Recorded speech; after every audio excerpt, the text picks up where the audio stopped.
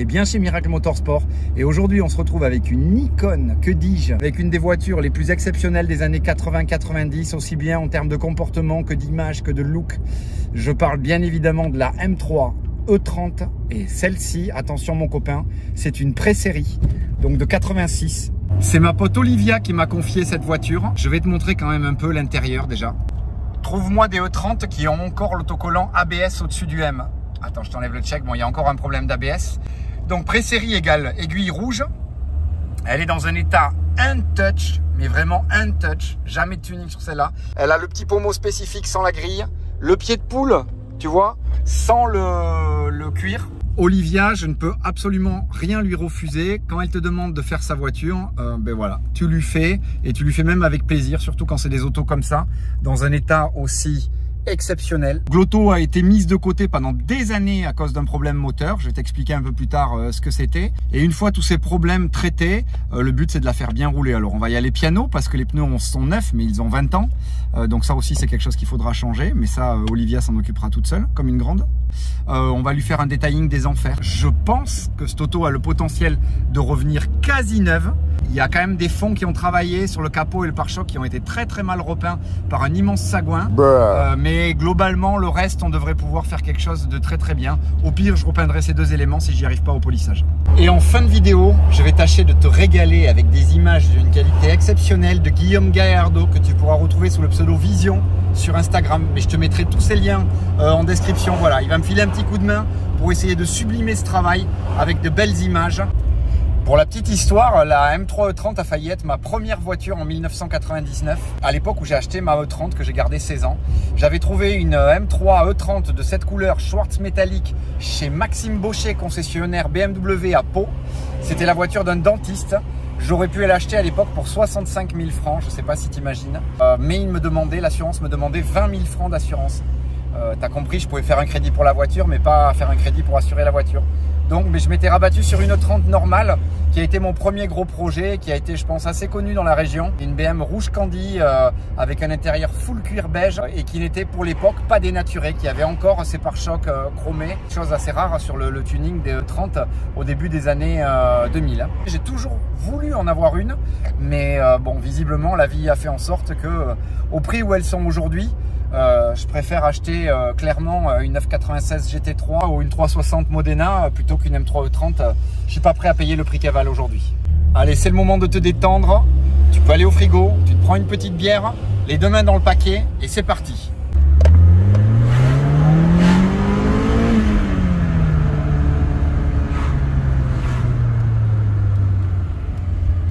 Cette voiture avait des micro-coupures, elle ne tournait pas bien et certains mécanos qui s'en sont occupés lui ont dit que finalement ce S14 n'aurait pas le même ordre d'allumage que tous les S14 produits après la pré-série, ce qui paraissait totalement aberrant.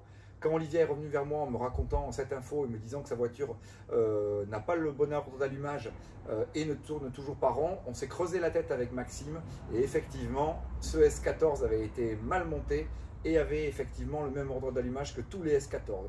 Bon alors Maxou, c'était quoi le problème de cette petite BMW E30? Elle avait le pignon sur l'arbre à cam qui entraîne l'allumeur qui était décalé. Toutes les M3 S14 en tout cas ont le même ordre d'allumage et c'était le cas sur celle-ci, donc finalement c'était vraiment pas grand chose. Et ben cette M3 a retrouvé sa puissance normale, donc elle n'a pas servi pendant des années à cause de ça et finalement c'était un petit problème de merde. Donc je te laisse apprécier l'état dans lequel elle est, je vais te montrer. Tu vois, on voit les traces d'un stockage prolongé. La peinture semble refaite sur le masque avant, mais tout le reste de la voiture semble d'origine. Bon, c'est pas glorieux, il faudra mettre des sigles neufs. Tu vois, il y a quand même beaucoup à faire. Grosse peau d'orange sur tout le pare-choc. Par contre, elle a les essuie-glaces. Ça, c'est une option que je trouve géniale. Hein, c'est pas joli. Tu vois, il y a des petits cratères. Il va falloir essayer de gommer tout ça. Elle est très micro-rayée parce qu'elle a été lavée toute sa vie au rouleau.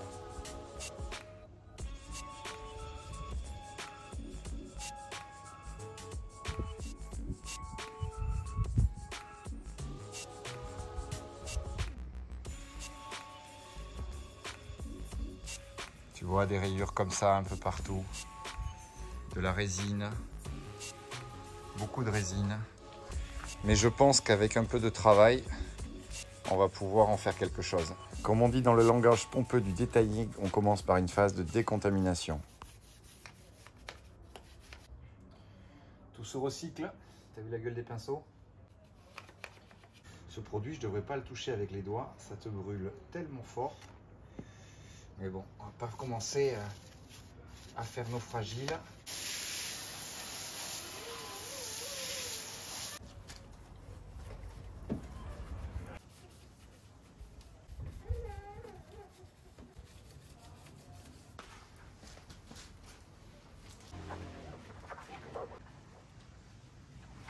Tant que la voiture est bien glissante, on va passer la barre d'argile qui va permettre de scalper tout ce qui dépasse.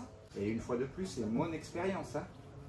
Un détailleur professionnel te dira peut-être autre chose, mais visiblement ça marche. Ici il y a de la gomme, il faudra penser à bien l'enlever. Je passe au toucher juste derrière pour savoir s'il y a des petites irrégularités qui subsistent. Voilà, c'est bien. À bord de cette belle M3E30, on file chez Laurent pour pouvoir mettre la voiture sur le pont et faire le detailing à hauteur. On n'est pas des bêtes non plus, je suis trop vieux pour faire ça couché par terre. Donc toujours la Getrag première en bas. Ça c'est quand même génial. Ça ne sert à rien, mais c'est génial. C'est un bonheur, tu vois. Elle tourne parfaitement maintenant. Il va falloir que je reprenne des vacances, je crois, là, me mettre des journées comme ça, là, des 6h30, 19h quasiment tous les jours. Entre la 993, la 996 de Laurent, le RS4 de Jules, cette M3E30, les quelques voitures que je fais comme ça qui sont pas forcément dignes d'intérêt en vidéo, j'arrive pas à avancer sur les miennes, plus le nouveau projet que tu verras dans quelques temps, ce sera un seul épisode, mais que j'ai entamé il y a déjà plusieurs mois. Il y aura aussi la Golf 2 GTI 16 de Florentin qu'il faut qu'on termine, donc tu vois, je suis sur 1000 projets à la fois. Là, je commence à fatiguer. C'est l'été, il fait chaud.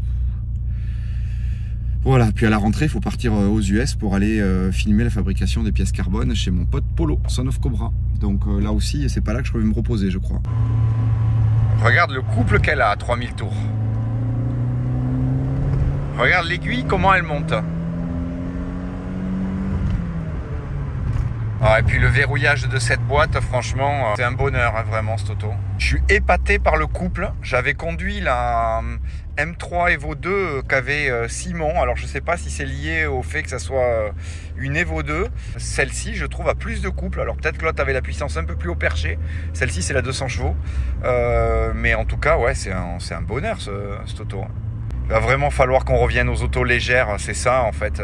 C'est là qu'on peut se permettre d'avoir des autos efficientes, comme ils aiment dire aujourd'hui. Si tu as une bagnole qui fait 1 tonne par rapport à une qui en fait 2 avec la même technologie, forcément la plus légère consommera moins. Je comprends pas que des voitures comme la nouvelle M5 fassent 2 tonnes 4. C'est absurde. J'ai un peu de mal moi à pouvoir me projeter sur les autos qui sortent actuellement.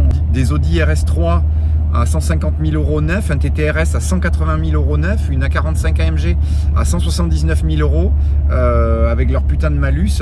Bon, peut-être qu'un jour ils se rendront compte que sur ces voitures-là, ils en vendent plus, donc ils touchent plus les 20% de TVA. Sur ce, place au polish. Bon, ça semble bien revenir. Tu vois, par rapport à ça. Par contre, ça va mettre 2000 ans.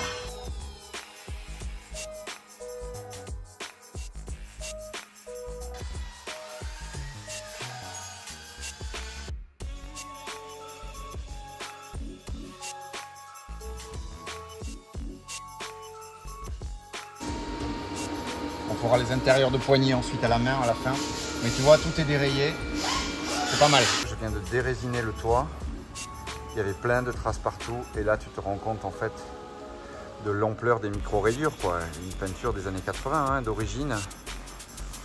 Donc là, il va falloir attaquer, je pense, quand même très fort. Le capot, lui, tu vois, est horrible. Il a été repeint.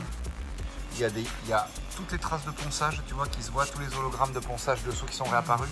Ici, tu vois, il y a des fonds qui remontent. Le capot, on va essayer de faire un ponçage 1000, 2000, 3000.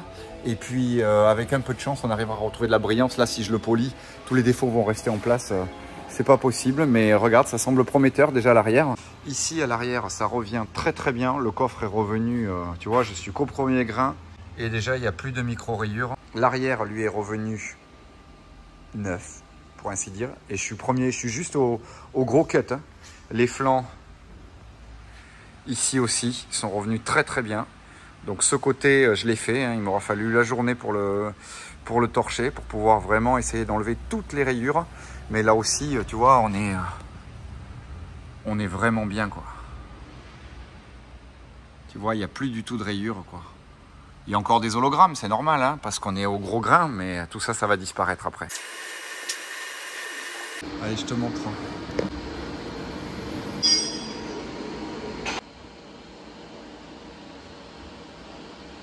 Bon, le capot est vraiment trop dégueulasse. Donc je vais tenter un petit ponçage au disque, au 1500, pour essayer d'enlever toutes ces remontées, essayer d'avoir une surface à peu près plane.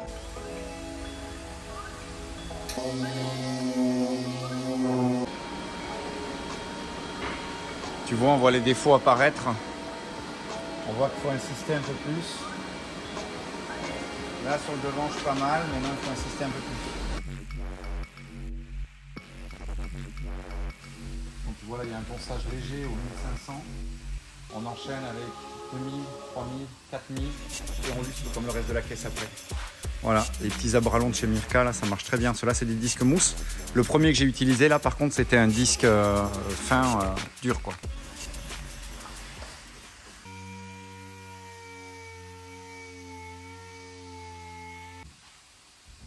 Allez, voilà, 1000, 2000, 3000, 4000. Là, c'est tout doux. J'espère que ça me gommera tous les effets là, des remontées qu'on pouvait avoir. J'ai pas fait le taré à aller jusque dans les arêtes, hein, parce que j'ai quand même pas beaucoup d'épaisseur de peinture. Donc, bah, écoute, j'espère que ça va aller. Si ça va pas, de toute façon, le capot était pas beau, on le repeindra.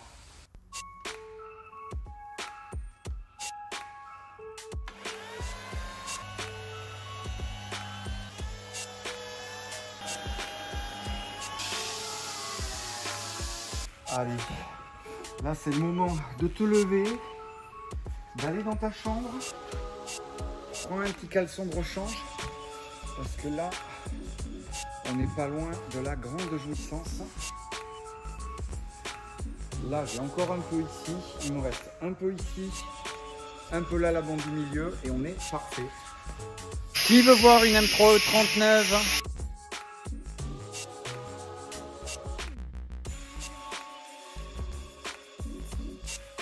Allez, on va faire un petit polish des feux en espérant ne pas saloper tout le reste parce qu'ils sont quand même bien ternes.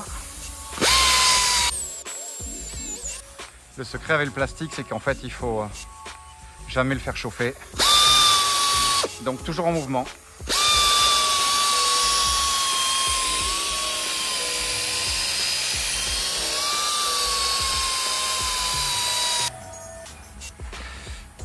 Et voilà, regarde-moi ça.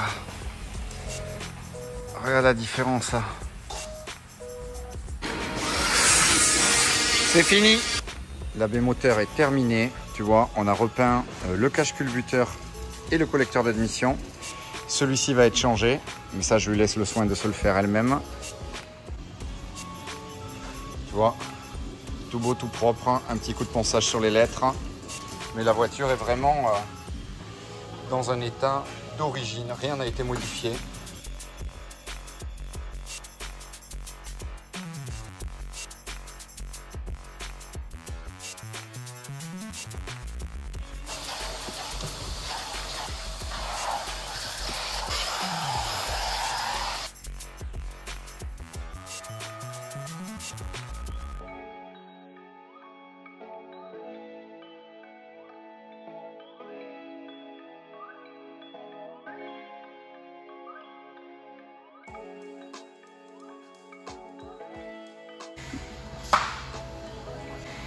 Des beaux tapis BM quart de tour, tu vois.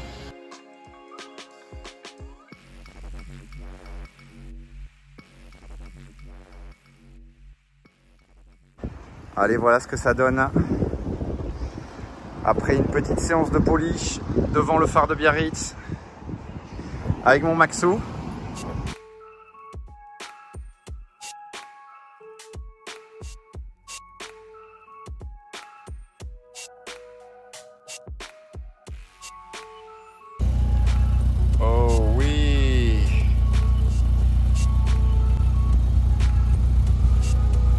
Regarde-moi ce capot.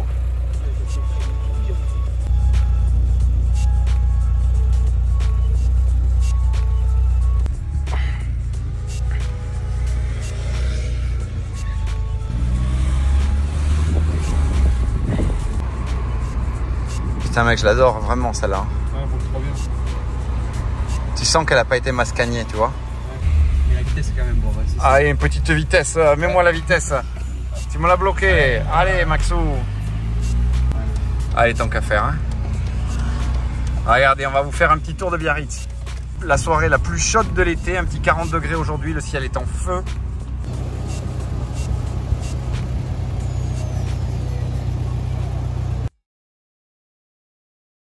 Wanna be it, wanna feel it.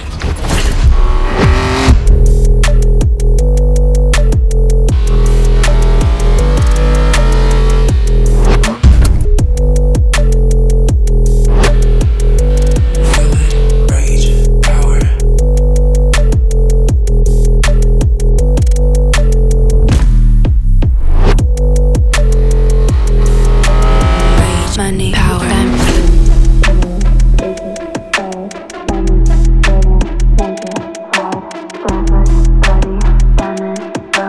wanna be it, wanna feel it, rage, power, we can